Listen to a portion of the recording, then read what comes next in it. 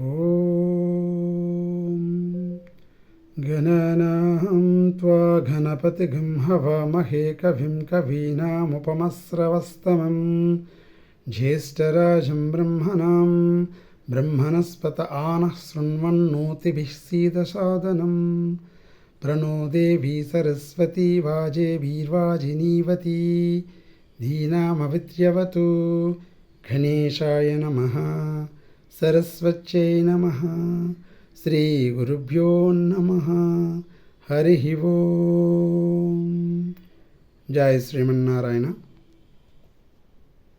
హిందూ బంధువులందరికీ స్వాగతం.